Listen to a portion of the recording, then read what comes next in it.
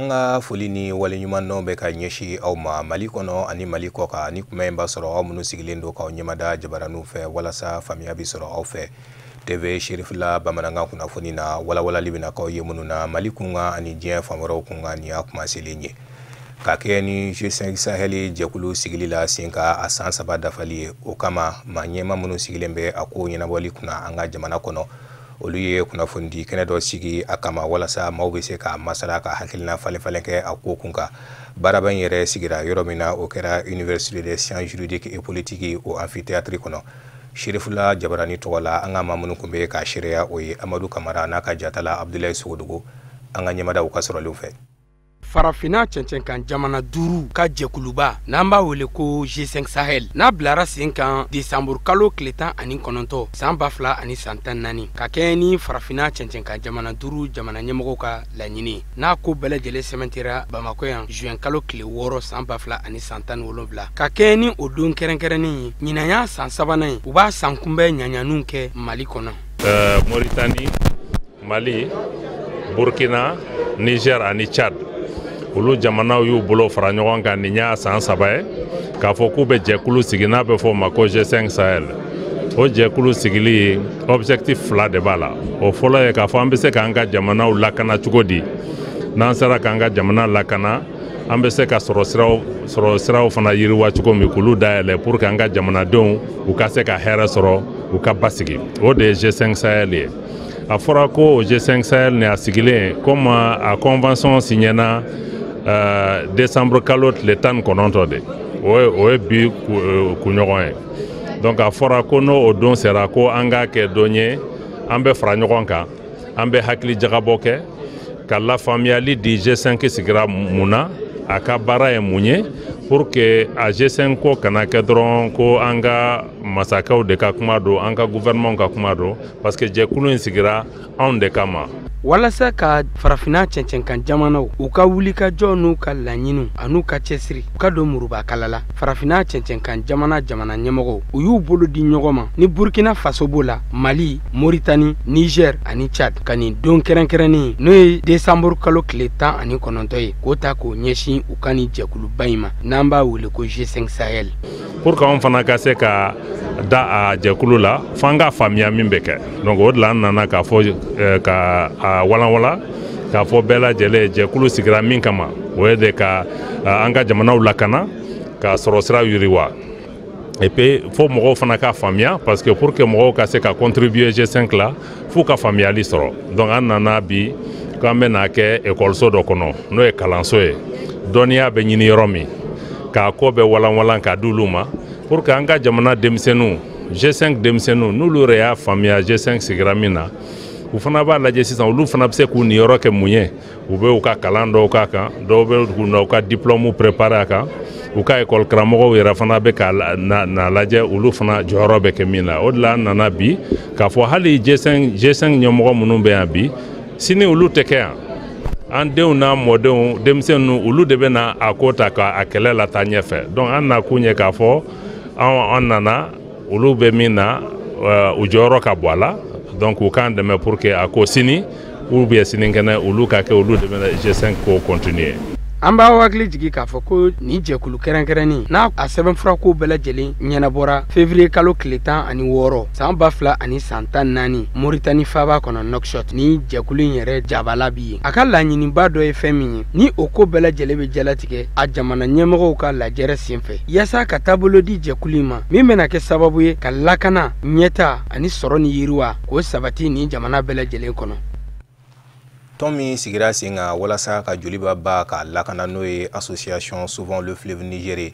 ka bɛni kari tɛmɛni décembre kalo tile 17 olu fana ye kunnafoni kɛnɛ dɔ sigi place du cinquantenaire la walasa ka daminɛ san 2017 ka taa se san 2018 ma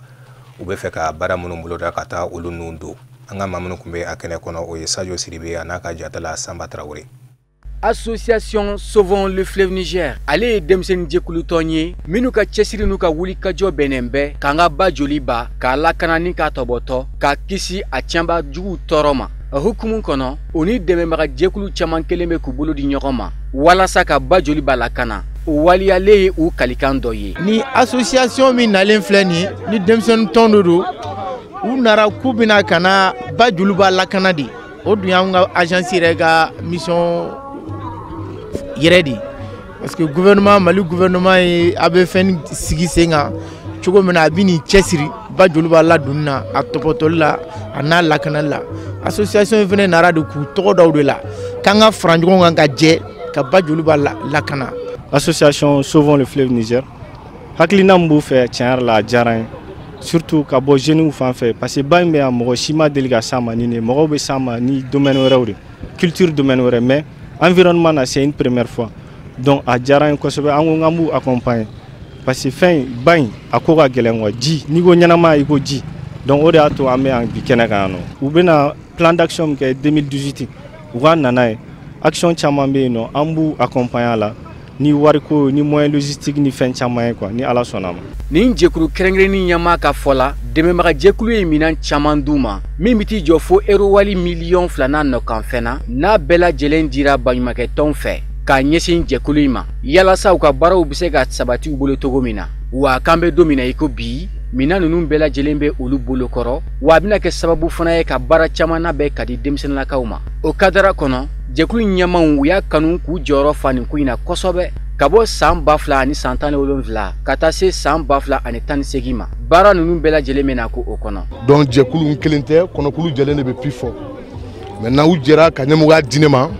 anw ye denmisɛnninw an y'a faamu an bɛɛ bɛ dɔ k'an yɛrɛ an bɛ baaraw la an y'a jate minɛ Mali ba in bɛ ka tiɲɛ an ko an bɛ se ka mun de kɛ n'o ye développement durable ye walasa Mali ba in ka se ka labɔ maintenant yanni k'i kɛ fɛn fɛn kan i b'a ɲɛɲini fɔlɔ k'a dɔn ba bɛ cogo di mun de b'a kɔnɔ mun de bɛ ka tiɲɛ an ye fɛn dɔw kɛ n'u b'a fɔ ma ko étude de faisabilité ani étude impact environnemental an y'an bolo de don an yɛrɛ kun k'a bɔ État ma dɛrɛmɛ kelen d'a ma fo bi an y'a daminɛ Laginɛ frontière la ka na bila Bamakɔ an ye wari minnu bɔ pour faire les études en consultation fana kɛ mun de bɛ ka ba tiɲɛ an y'olu bɛɛ dɔn mun ye ba fana tiɲɛ fɛn jumɛn kan ka kɛ walasa ba in fana ka sauver an ye consultation minnu kɛ an ye population ɲininka minnu bɛ ka baara tiɲɛ daragitigiw b'a la fɛn caman b'a la dugu kɔnɔ an ye partenaires fana sɔrɔ o partenaires ninnu olu bɛ Bruxelles an taara o partenaires ninnu nɔfɛ u y'an invité an ye kalo 2 kɛ yen o kalo 2 kɔnɔ an sera ka jateminɛ jumɛn kɛ ka faamuya sɔrɔ ba bɛ bɔ cogo di ka faamuya sɔrɔ fara minnu bɛ jigin olu bɛ bɔ cogo di ka tila ka tuguni ngɔku minnu bɛ n'u b'a fɔ a ma ko bagani ka tila tuguni ka mɔgɔ sɔrɔ olu ko k'u bɛ na Mali la n'u nana Mali la u b'o yɛlɛma k'o kɛ engrais tout ça faut de ma ko développement durable sinima étude y'a yira san 30 kɔfɛ Mali ba in bɛ girin san 30 kɔfɛ Mali dun ye jamana ye kɔgɔji t'an bolo an k'an sɛbɛ don an ka ba in ma ba in de ye fɛn bɛɛ ye a bɛ daminɛ kilo 1000 ani kilo 400 470 o de bɛ tɛmɛ Mali fɛ mais a yɛrɛ janya o bɛ taa kilo 400 ani kilo 400. Jateminɛ la a yirala k'a fɔ ko kilomètre 400 ani 770 ni o ye ba joliba hakɛ ye sumani binna kun kan nga kilomètre 1000 ani 800 o de bɛ boli Mali kɔnɔ min b'a jira k'a fɔ ko Mali jɔyɔrɔ ka bon ba joliba la kanani na kosɛbɛ ka kɛɲɛ ni o tabiya in ye jɛkulu kɛrɛnkɛrɛnnen ni o ye association Sauvons le fleuve Niger ye u kelen bɛ ka fɛɛrɛ ani dabaliw tigɛ ka wulikajɔw bonya ka cɛsiri boloda walasa Mali a ka fleuve joliba a k'a tɔnɔbɔ ka kɛɲɛ ni sɛnɛfɛnw nakɔlafɛnw olu n'a ɲɔgɔnnaw caman olu matarafoliko ɲuman ye kulo in kun cɛra ni kulunboli ye min bolodara Bamakɔ sigida 3 ni ɲɔgɔn cɛ jɔyɔrɔ fɔlɔ o kɛra Bamakɔ sigida 5nan ye na ale garijɛgɛ donna sefawari 20,000 na jɔyɔrɔ filanan o kɛra Bamakɔ sigida 2nan ye ale ye sefawari 10,000 sɔrɔ jɔyɔrɔ sabanan o kɛra Bamakɔ sigida 3nan ye ale garijɛgɛ donna sefawari 50,000 la kulon bɛɛ lajɛlen kun cɛra nisɔndiya bonya ani karama kɔnɔ walasa ɲɔgɔn faamuya ka sɔrɔ fan filaw ni ɲɔgɔn cɛ Kalabankɔrɔ komini kɔnɔ kɛrɛnkɛrɛnnenya la bɛnibolilaw ka lafasali kɛ jɛkulu ani sigida ɲɛmaw ni ɲɔgɔn cɛ o kama ka bɛn ni ntɛnɛn tɛmɛnen sigidɔ latɛmɛna u ni ɲɔgɔn cɛ an b'aw ladɔnniya k'a fɔ sigi ninnu bɛ taa kuncɛ kuma min na faamuyaba bɛ mun sɔrɔla fan fila ni ɲɔgɔn cɛ Abdul Karim Sako ani Baba Keta olu ka sɔrɔlenw don. Kalabankoro ben bolo ka jɛkulu min n'a fɔ ko syndicat autonome de ben de Kalabankoro olu ye ɲɔgɔnlajɛrɛ dɔ kɛ u ka cakɛda la n'u ka bureau ye ɲɔgɔnlajɛrɛ min n'a ye tali kɛ Kalabankoro mairie ɲɛmaw u ni ɲɔgɔn cɛla koɲa dɔw la n'o ye mobiliba minnu bɛ taa cɛncɛn ta ani sira min na taa Kabala n'o ye université kura min jɔla jamana ɲɛmaw fɛ u ka fɔ la mairie ɲɛmaw y'a ɲini u fɛ k'u ka sira u ka boli dabila ka sabu kɛ kasara cayali ye o baara min don u dayirimɛw de fɛnɛ b'a la u ka fɔ la n'a fɔra k'u ka sira baara dabila sira wɛrɛ dun tɛ k'u bɛ taa u ka cɛncɛnw ta ka na u dayirimɛ ɲini n'o ye o kɛra gɛlɛya u ni ɲɔgɔn cɛ o sigikafɔw kɛra fɔ ka taa se ministère yɛrɛ ma sa cɛncɛnbɔlaw ani cɛncɛn feerelaw u y'a yira k'a fɔ u hakilina min talen filɛ ni Kalabankɔrɔ mairie fɛ k'o ye degun ye olu kan ne hakili la jamana kɔnɔ an bɛ don min na ko bi Mali yɛrɛ kɔnɔ yan nɔ entreprise tɛ yen nɔ min bɛ nin bɔ usine tɛ Mali kɔnɔ bi min bɛ yan bɔ mɔgɔ duman min bɛ balo yan hakɛ si t'a la mɔgɔ bɛ bɔ Kurale kana mɔgɔ bɛ bɔ Gana kana mɔgɔ bɛ bɔ Yirimajɔ kana mɔgɔ bɛ bɔ Senu kana u bɛɛ bɛna baara kɛ yan u b'u dahirimɛ ɲini na ka sɔrɔ ka taa so o mɔgɔ de ka ca ni bana si ye n'a fɔra ko an ka wuli ka bɔ yen o fana y'a ta dama yɔrɔ ye sisan ɲina maire sigira kana 4 mois sisan a bɛna fɔ ko an ka baara to yen ko an ka baara kɛ sufɛ ka da kun ɲuman kan an bɛ baara kɛ sufɛ k'an ka sira to ekɔlidenw bolo ekɔlidenw y'an denw de o an bɛ baara kɛ ka ekɔlidenw de balo ekɔliden joli de b'an bolo so kɔnɔ an ka baara in na an bɛ baara de kɛ an bɛ se ka mɔgɔ joli balo sanfɛ u t'u balo yɔrɔ dɔn an denw dayirimɛ de b'an ka baara la ekɔlidenw y'an denw di an bɛ denw bɛ université la mais gouvernement taara Golobugu la ka taa université jɔ a kan k'a jɔ ka sira de bɔ ka di ekɔlidenw ma ou bien a b'an cɛncɛnbɔlaw ka sira de minɛ ko a bɛ di ekɔlidenw ma donc o kelen an b'o kuma de la bi o kelen bɛ k'an tɔɔrɔ fo k'a dama tɛmɛ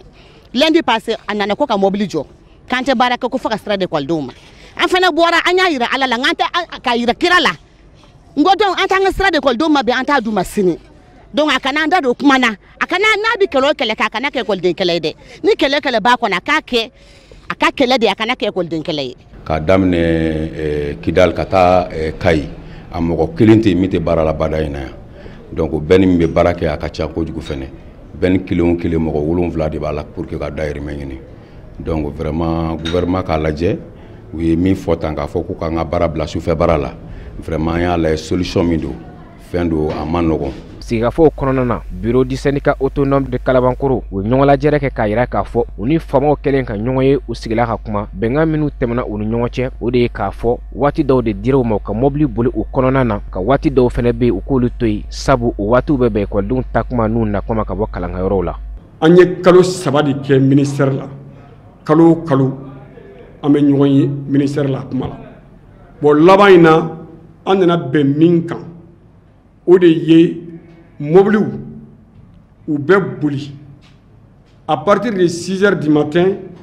fo ka n'a bila 9 heures la mobiliw bɛ jɔ parce que AEM mɔgɔw tun bɛ yen professeurs ka syndicat tun bɛ yen u ye min yira n na o de y'o ye de 6 heures du matin à 9 heures olu ka ekɔlidenw bɛ taa ekɔli la donc an bɛ jɔ bon à partir de 15 heures ka n'a bila 17 heures la olu ka ekɔlidenw bɛ jigin an bɛ jɔ donc 17 heures an bɛ wuli 9 heures sɔgɔma an bɛ wuli donc an bɛnna o kan an ko o diyara an ye ministère y'a yira k'a fɔ vraiment ni ko bɛ tan nɔ mɔgɔw kun ɲɔgɔn kan i ka bɛɛ sɔrɔ bɛɛ ka hakɛ sɔrɔ baara kɔnɔ n'a ma kɛ fan fila degun ye ou bien dɔ ka degun ka dɔ to baara kɔnɔ donc an sigira ka bɛn a kan ekɔlidenw ka se ka taa ekɔli la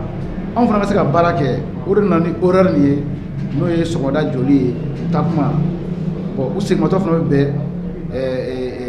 lanzara seli fana tɛmɛnen kɔ dɔɔni ka na don fo lanzara kɔfɛ donc an bɛ jɔ fana kɔnɔna na k'a to u ka segin ka taa so donc n'u seginna ka taa so n'u bɛ bɛn 17 heures ma olu bɛ 17 heures ma donc an bɛ se ka baara daminɛ o la ka don fo su tɔ kɔnɔ cogo min pour que an ka se ka baara kɛ ɲɔgɔn fɛ tɔɲɔ kana na côté fila bɛɛ la o bɛnkan fana bɔra AEM bɛ yen syndicat de bureau bɛ yen mairie bɛ yen ministère bɛ yen o kɛra an bɛɛ jɛra k'o décision ta ɲɔgɔn fɛ pour que an kana mankan kana bɔ ko in na. O y'a yira k'a fɔ jamana faamaw k'u hakili to a la k'a fɔ baara in camanba de dayirimɛ b'a la dutigiw la muso denbatigiw la o n'a ɲɔgɔnna wɛrɛw n'a fɔra ko ka wuli ka bɔ o baaraw la taayɔrɔ wɛrɛ dun t'u la k'a degun a ka bon o y'a ɲini jamana ɲɛmaaw fɛ hali bi u ka ko in u k'a lajɛ jiɲɛma jɔlen na. San o san kucɛla cercle silamɛw u bɛ fara ɲɔgɔn kan Alakira Mahamadu kisi ani nɛɛma b'a ye k'a ka mawludu ɲɛnajɛw sigi sen kan ka bɛn ni ɲinan san ye san 2017 o bolodaru fɛ ka bɛn ni sibiri tɛmɛnen décembre kalo tile 16 o mun senfɛ maaba caman yera a kɛnɛ kɔnɔ buya kulibali Sherifla Jabarani togola ale ka sɔrɔlenw don. An bɛ kucala mawludu kɛnɛ kan. Mawludu a bɛ fêter diɲɛ bɛɛ Afrique Mali yɛrɛ kɔnɔ kucala fana ma to kɔ Mali kɔnɔ mawludu kɛli la. Ala ye kucala sɔn hakili ɲuman na k'an bɛn sen ma ka na ye mawludu sigidaw tuma dɔ la sɔɔni aw yɛrɛ ka microkanw bɛ don ɲɔgɔn na an bɛɛ de sigikun ye ko kelen ko ye. An ka ɲɛmaw an karamɔgɔw u nana lajɛ k'a fɔ an k'a lajɛ ka sigi ka fɔ kɛ ka bɛn ka su kelen ta bɛɛ lajɛlen ka se ka fara ɲɔgɔn kan yɔrɔ kelen k'o ɲɛnamaya mawludu tɔgɔ la ni dugaw ye ni wajuliw ye ni ala kosumaw ye ni kira tɔni dɔnkiliw ye. San'an ka da don a la an b'an ka nisɔndiya de jira ala faama na fɔlɔ ka da kan ala y'an bɛɛ tile min ma k'an bɛɛ kalo min ma k'an bɛɛ don min ma o kumana o tile yenkenbaga an kan o de an fa an'an karamɔgɔ n'o ye Seydi Sherif Ousmane Madani Haidara ye. O kumana an bɛɛ lajɛlen bi da ka sinɔgɔ ni ale ka sinɔgɔ de ye an bɛɛ lajɛlen bi kunu ni ale ka kununan de a ka cɛsiri ani a ka bama fɛ mawludu ko in na bi Mali jamana kɔnɔ ani farafinna bɛɛ mawludu bi diɲɛ yɔrɔ o yɔrɔ la ale de sera ka ni di tari mawludu na se ka kɛ o ma dogo mɔgɔ si la diɲɛ kɔnɔ bi kuma mawludu ko kun datugura mawludu ko kun datugura fan bɛɛ fɛ ka ban nka ala n'ale ka cɛsiri a n'a ka ni di o kuma ani ka diɲɛ kɔ o de sera ka sɔn an bɛ nin kɛnɛ ninnu kan bi an bɛ nisɔndiya ni o de ye. An nana an ye jama min ye an ye bɛn min ye an ye kelenya ni ayiwa koto ɲɔgɔndala min ye a y'an nisɔndiya a y'an jigi ɲɛ kucala la an b'a nata ne ni ɲɔgɔnna kɛra Mali dugu bɛɛ la ci min b'an bolo ka di alisama foroba jamakulu ma o de ye alhamdulilahi rabbil alamin tuma min na ala latigɛra a la ka hikima di ka kodɔn di an fa an'an karamɔgɔ a chaque fois Madani Haidara ma n'a wulila ka jɔ ko Mali kɔrɔ ni tilebi Mali ba ni kɛnɛka silamɛ minnu ni ayiwa ala bato diinɛ taa sira kɔrɔlen sira kan ko an ka fara ɲɔgɔn kan k'an bolo di ɲɔgɔn ma ka kɛ farisogo kelen ye k'o de bi bɛn Alahu subhanahu wa ta'ala ma. Tuma min na n'o jɛkulu sigira n'o tɔgɔ ye ko groupement n'an b'a wele arabukan na ko tajamu'ul qiyadati rohiya o cɛkɔrɔbaw Mali kadiri maa bɛɛ Mali tijani maa bɛɛ Mali diinɛ taasira kɔrɔ maa bɛɛ maa o maa bɛ Alahu subhanahu wa ta'ala bato Mali kɔnɔ an bɛ se ka taa sira kan maa minnu bɛ Alahu subhanahu wa ta'ala bato ayiwa n'u bɛ wele ko ahlul bayti ayiwa ka labatolibaw a jamakulu bɛɛ lajɛlen de fara ɲɔgɔn kan a kɔrɔbɛ maa n'a tilebifɛn ma ka jɛ k'u bolo di ɲɔgɔn ma olu de ka hami kɛra ko ɲinɛ mawludu la ko ka tɛmu kelen da ko ka bɛn a kan ko ka kuma silamɛw ye ɲɔgɔn dɛmɛ kan a ta'awun alal birri wa taqwa ko an ka hinɛ ɲɔgɔn na ko an k'an bolo di ɲɔgɔn ma ko an ka don da kelen fɛ ka bɔ da kelen fɛ an b'o de k'an ka ci ye ko de k'an ka dakurujɛ laban ye alisilamu alakira mandenw alakira ba ko k'a fɔ an ye man satara musliman satara hullahu maa o maa ye silamɛ maa kelen sutura maa o maa ye silamɛ muso kelen sutura Alahu ta'ala b'o silamɛ sutura. Ka daminɛ desanburu kalo tile 16 la ka taa se a tile 17 ma san 2017 tɔn min sigilen don Kalabankɔrɔ ADN kɔnɔ n'u k'a ma ko sɛbɛtɔ olu ye o don ninnu ta k'o kɛrɛnkɛrɛn k'o kɛ saniya don dɔw ye u ka komini kɔnɔ. An b'aw ladɔnniya k'a fɔ baara ninnu yɛrɛ a nun donna Ibrahima Jabi ka madrasaso kɔnɔ. Ibrahima Jabi mun yɛrɛ jɛkulu ye a ɲɛma ye wa maa caman fana bɛ minnu yera a kɛnɛ kɔnɔ. Mariétou Diallo ani Dramane Male olu ka sɔrɔlenw don. Walasa ka se ka u ka sigida bɛɛ lajɛlen furan ka saniya ka jɛya o de kama jɛkulu min bɛ wele ko association sɛbɛtɔn u ye nin don ninnu ta k'o kɛ saniya kɛ donba ye laɲini minnu k'u makɔnɔnen don u bolo o sabatira Kalabankɔrɔ ADN bolon furancɛw ka fara u ka kɛnɛyasoba CSCOM kan o yɔrɔw bɛɛ lajɛlen de saniyara fo k'a ɲɛ ala ni association sɛbɛtɔn ani société Madar ka bolo di ɲɔgɔn ma kɔnɔna na an b'aw ladɔnniya k'a fɔ jɛkulu in ni o ye association sɛbɛtɔn ye a bangera ni ka sigi sen kan a bɛ san damadama bɔ bi wa u ka baaraw ɲɛsinen tɛ foyi dɔwɛrɛ de ma fo n'a kɛra nafasɔrɔ siraw baaraw dangɛnɛmayali ye ka ɲɛsin u ka sigida ma. Bon association sɛbɛtɔn i b'a fɔ yɛrɛ bɛ k'a mɛn cogoya min na sɛbɛtɔn bamanankan de don sɛbɛ o bɛ jumɛn ko fɔ jija a bɛ jumɛn ko fɔ baara a bɛ jumɛn fɔ cɛsiri donc an ka kungilennaw ka ca n'i y'a ta k'a lajɛ an ka kungilenna belebeleba dɔ ye jumɛn sigida la saniyali ça veut dire la protection de l'environnement an bɛ se ka sigida ɲuman sɔrɔ cogo di a jɛlen pour que ka se k'an kisi banaw ni fɛn caman ma an ka laɲini belebeleba dɔ ye jumɛn tuguni l'éducation kalan ka mɔgɔw lakalan n'i y'a ta k'a lajɛ i b'a ye jeunes caman bɛ yan u ma chance sɔrɔ ka taa kalan na surtout les jeunes filles ala an ka baarakɛden b'a la mais an ka wulikajɔ bolo la an sera k'u caman kalan o kɛra français ou bien arabe ye caman bɛ se ka dɔ dɔn mɔgɔ minnu fana n'a bɛ fɔ olu ma ko les demi-lettrés u ye dɔɔnin kɛ ka da sira fɛ an bɛ k'olu fana lakalan pour que k'olu avancer muso minnu fana bɛ yan association sɛbɛtɔn kɔnɔ an bɛ k'u dege safunɛ dilaw ani ji dilaw ani baaramisɛnnin caman na donc an ka laɲini belebeleba ye maa kelen ka sɔrɔ tɛ sɔrɔ ye bolodenkɔni kelen fana se ka bɛlɛ ta bɛɛ ka na an ka jɛ ka baara kɛ pour que an ka se ka hɛrɛ sama ka na an ka commune kɔnɔ kalabankoro kɛrɛnkɛrɛnnenya adekɛni kɔnɔ an sigiyɔrɔ de y'o ye an ka baara bɛɛ lajɛlen bi yan ni an ka laɲini belebeleba ye bi an bɛ yɔrɔ min na donc bi sibiridon in na an ye activité belebeleba fila de boloda fɔlɔ o daminɛna sɔgɔmada in na sɔgɔmada in na aw ɲɛ b'a la carré ba min bɛ bɔ adekɛni kɔnɔ ka taa garanti bugu dɔrɔn na an y'o sanuya k'o jɛya kosɛbɛ o bɔlen an taara an ka CSCOM na dɔgɔtɔrɔso ni dɔgɔtɔrɔso ma jɛya n'a ma pulvériser ni a fɛnw ma kɛ o kɔrɔ ye baara ma kɛ ça veut dire au lieu que banabaatɔ ka kɛnɛya o ni bana wɛrɛ de bɛ bɔ yen an taara ka t'o sanuya an n'an ka muso cɛsirilen ninnu denmisɛnninw k'o baara kɛ donc ka tila ka cadeau ta k'o di u ma cadeau minnu bɛ an bolo an seko la donc an bɔr'o la an nana ɲɔgɔn sɔrɔ a wula in na Franco Arabe Salam kɔnɔ yan an bɛ ka adekɛni cɛ n'a muso fara ɲɔgɔn kan mɔgɔw ka ɲɔgɔn dɔn an ka se ka ɲɔgɔn kunkilenna dɔn ni quartier belebeleba de ministres b'a kɔnɔ gouverneurs b'a kɔnɔ juges baw b'a kɔnɔ personnalité baw de bɛ yan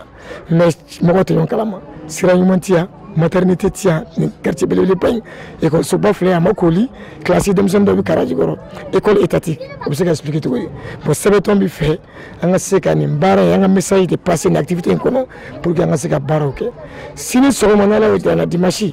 an bɛɛ bɛ bɔ yan ka taa fara adekɛni fantanw kan ka ekɔlisoba in sanuya a kɔnɔna na k'o kana donc nin bolodalen don an bolo nin baaraba ninnu k'o kɛ nin baara in kɔnɔna na. Sigida maa ɲɛmaw ladalako ɲɛnabɔbagaw ani sigida ɲɛmayaso maa ɲɛmaw u bɛɛ lajɛlen de wulila k'u cɛsiri ni ka dɛmɛɲɔgɔnya wale ta k'a ɲɛsin Ibrahima Jaabi ma bari sabu ka d'a kan a bɛ baara minnu kan k'a daŋɛnɛmaya olu ni dɛmɛ ka kan wa u ni foli ka kan. mais n tiɲɛ o kama n bɛ yan bi mara nin de ka hukumu kɔnɔna na alors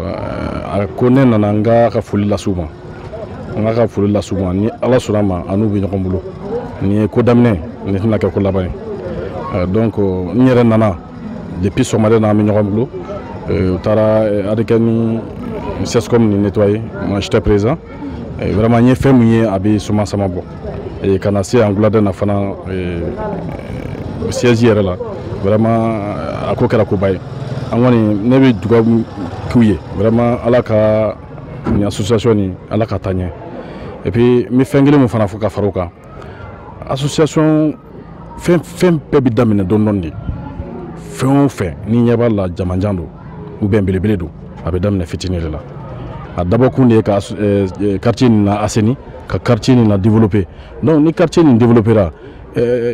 sigida bɛ développer jamana bɛ développer pourquoi pas un jour Mali yɛrɛ bɛɛ association bɛ se ka Mali bɛɛ minɛ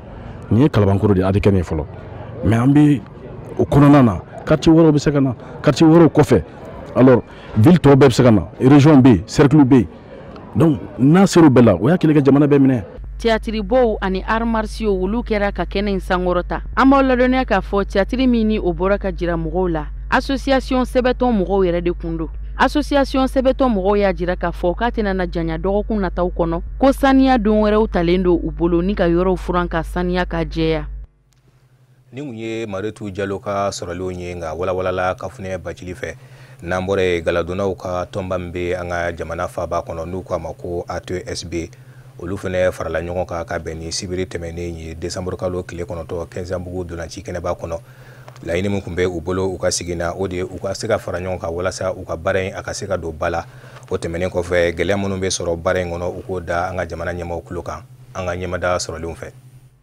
Bon vraiment weleweledan b'an bolo ka ɲɛsin ni bɛɛ lajɛlen ma galadon kɔnɔna la komi an bɛ don min na i ko bi galadon ye baara ye Mali kɔnɔ yan baara mun fanga ka bon kosɛbɛ bɛɛ b'a dɔn Mali kɔnɔ yan galadon bɛ kɛ a bɛ san bi caman bɔ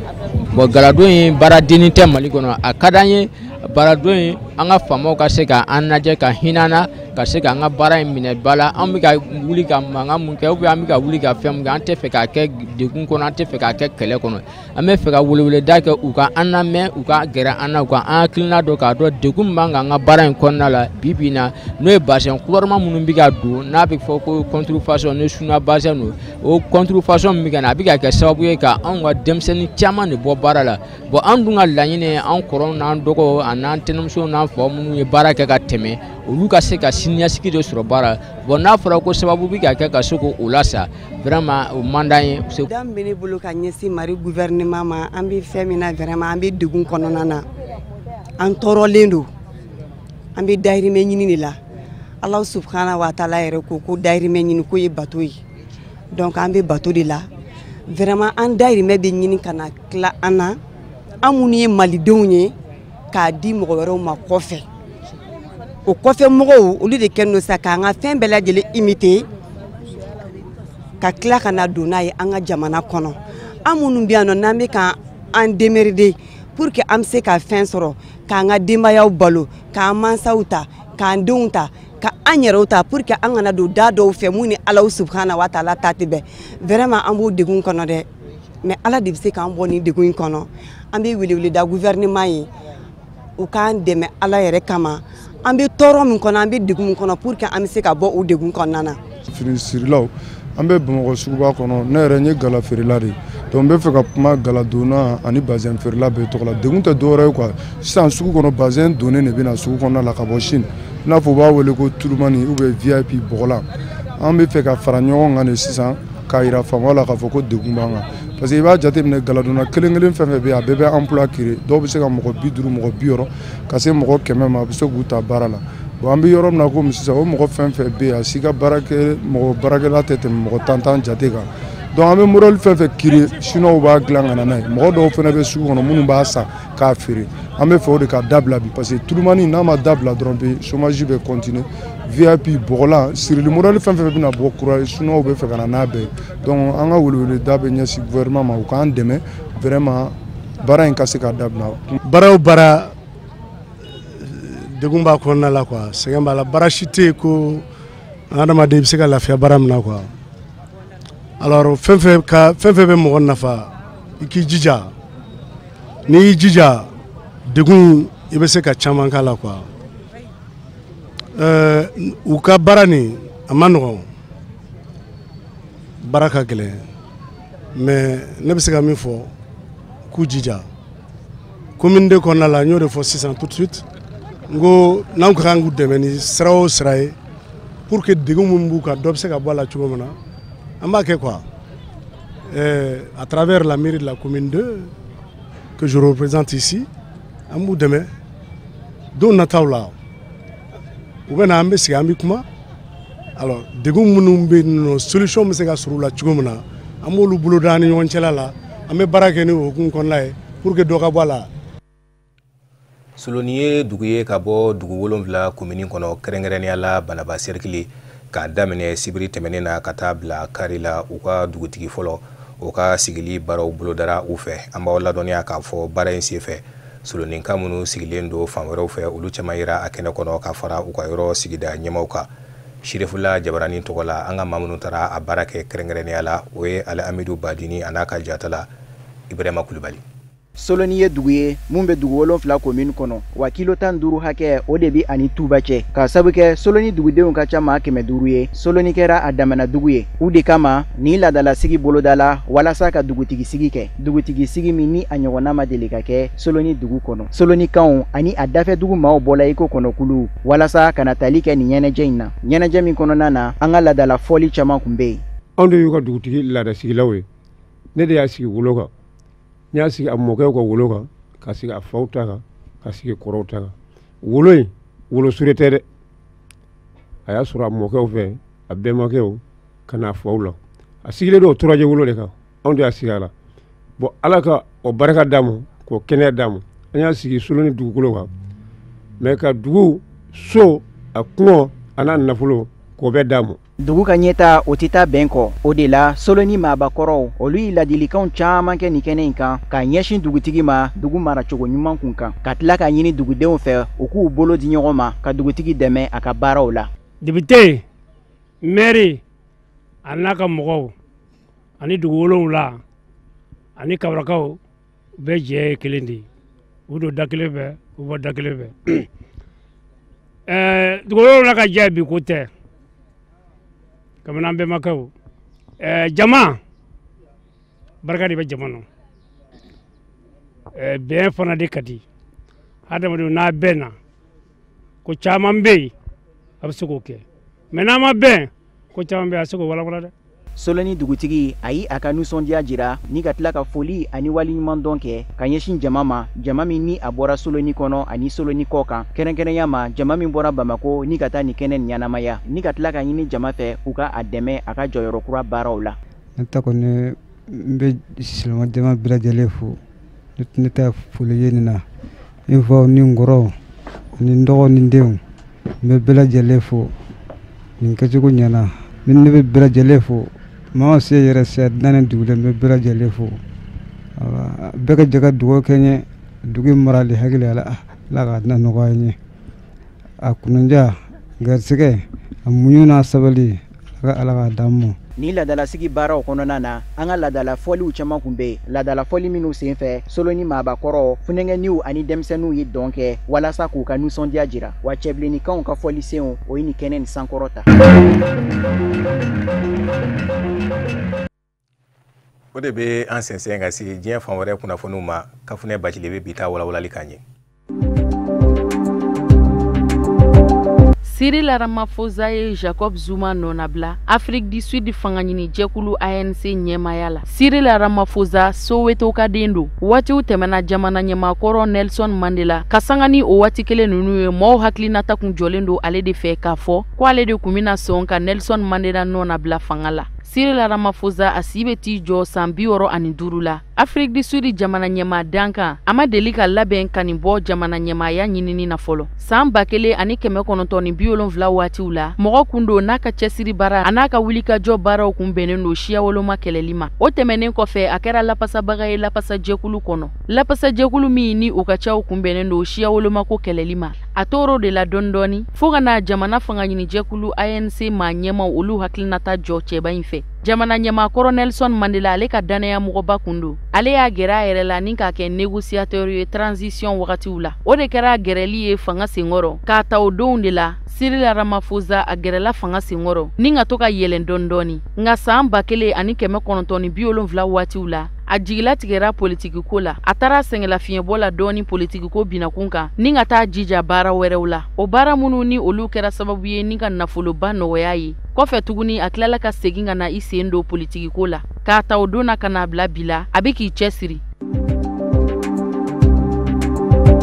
Congo RDC jamana fanga sinamatɔnw y'a jira k'a fɔ ko wulikajɔ min ni o kun bolodalen d'u bolo ka bɛn tarata don desanburu kalo tile 19 ma k'u tɛna na bɔ a dɔgɔkɔrɔ wa k'a bi kɛ kɛrɛnkɛrɛnnenya la k'u b'a sigi sen kan Kinshasa kɔnɔna na. Yen min ni marabolo ɲɛmaa y'a jira k'a fɔ ko an na fɛɛrɛ ani cɛsiri baaraw bonya kosɛbɛ walasa min bɛ kɛ sababu ye ka dan sigi u ka wulikajɔ la. Nisɔngoya taama min ni a bolodara Congo RDC fanga sinamatɔn maaw fɛ Félix Tshisekedi ka fɔ la k'u b'a fɛ de kalata ka boloda jamana kɔnɔ i n'a fɔ komi Saint Sylvestre bɛnkan sɛbɛn y'a laɲini cogoya minnu na. Kalataw bɛɛ lajɛlen olu ka se ka labɛn kalata labɛnni b'a ma ɲɛmaw fɛ a bɛɛ lajɛlen ka se ka kɛ ka bɛn ɲinan san ban waatiw ma. Ko n'o tɛ kɔni ko k'a fɔ k'a bɛna bila san kura la san 2000 ani san 18 na k'o tɛ olu fɛla ko ye. Nisɔngoya taama min filɛ nin ye ni a bolodara fanga sinamatɔnw fɛ ka bɛn tarata don desanburu kalo tile 19 ma k'u ma don in sugandi u kun fɛ. Ko a bi san kelen bɔ bi ko waati kofɔlen mun kun sigilen don jamana ɲɛma Joseph Kabila ka fangaw la ko o waatiw kun cɛra nka jamana maa ɲɛmaw kɔni kɛlen kɔfɛ k'a yira k'a fɔ u na fɛɛrɛ kɛ walasa nin nisɔngoya taama in kana se ka kɛ. O kibaruya bɔra ka bi ntɛnɛn don desanburu kalo tile 18 wulakile janyanfanw fɛ. Nisɔngoya taama kɛbaga ninnu u caman saliyalen don nka ko salaya kun tɛ k'a fɔ k'u bɛ ka siran lakana tigilamɔgɔw ɲɛ nka salaya in yɛrɛ kun de ye politiki ko yɛrɛ binakun kana ye.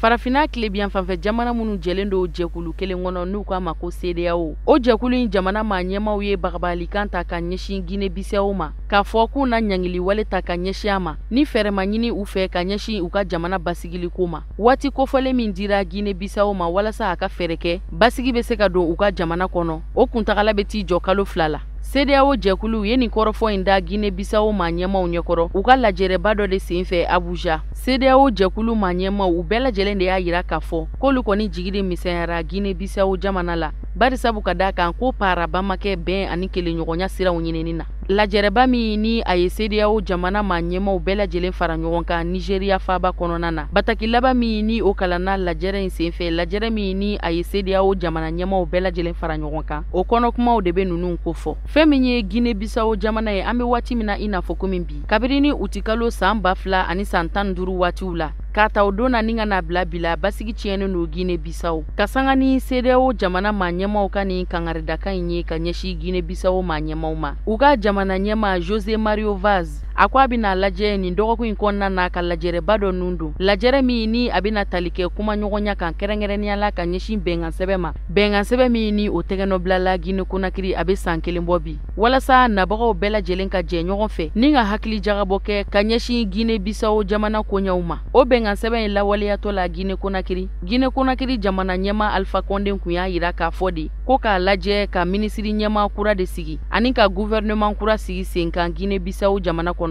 wa ko n'o gouvernement bɛ sigi bɛɛ k'u kun k'a lajɛ fanga ɲini jɛkulu PAIGC maaw dɔw ka k'a kɔnɔ desanburu kalo tɛmɛnen gouvernement maa ɲɛma kura sigira nka fanga ɲini jɛkulu PAIGC maaw olu y'a jira k'a fɔ ko olu ma jɛ ni o ye bari sabu ka da kan k'olu hakilinaw ma ɲininka sanni gouvernement kura ka sigi sen kan. Cameroun tilebiyan fanfɛla jamana minnu ni olu bi anglɛkan fɔ lakana tigilamɔgɔ gendarme 4 olu de bɔnɛna u niw na ka bɛn tɛnɛ ma banbagancimɔgɔ dɔw olu ka wulikajɔw sababu la ka sanga ni o waleya jugu ye min kɛra sababu ye ka lakana tigilamɔgɔ mɔgɔ 4 bɔnɛ u niw na Cameroun gouvernement ka babu sentigi ni o ye Issa Tiruma ye ale ye kunnafoni di kɛnɛ dɔ ɲɛnɛmaya kunnafoni di kɛnɛ min senfɛ a y'a yira k'a fɔ ko ni wulikajɔ min ni a kɛra sababu ye ni ka gendarme cɛ 4 bɔnɛ u niw na ko a kɛra wulikajɔ balalen ye wa wulikajɔ sumalen kun don kɛrɛnkɛrɛnnenya la k'a kɛra fa min fɛ k'o ye kɛnbɔku ye a y'a yira k'a fɔ ko banbagancimɔgɔ minnu ye nin wulikajɔw kɛ ko cɛ jɔlenw tɛ bari sabu ka da kan k'u y'u ɲɛdaw bɛɛ lajɛlen de bunbun ka sɔrɔ ka nin waleya jugu in kɛ jamana babu sentigi y'a jira k'a fɔ ko jamana ɲɛma Paul Biya yɛrɛ ye tasibila kɛ ka ɲɛsin nin cɛ 4 ninnu ma lakana tigilamɔgɔ minnu ni olu binna faso kumabɔli yɔrɔ a y'a yira ka kɔrɔfɔw kɔnɔ k'a fɔ k'a bɛ dɔgɔkun caman bɔ bi lakanabaliya o walankatalen don Cameroun anglɛmafɔ yɔrɔw la. O de bɛ dansigi bi bamanankan kunnafoni sɔrɔlenw na mun labɛnna kunnafonidiso ɲɛmayaso fɛ ka kɛ ni kuma in ye laseli wɛrɛ aw ni Kafunɛ Bacili bɛ ɲɔgɔn sɔrɔ yan nɔ yanni ka taa so ma aw k'an bɛn.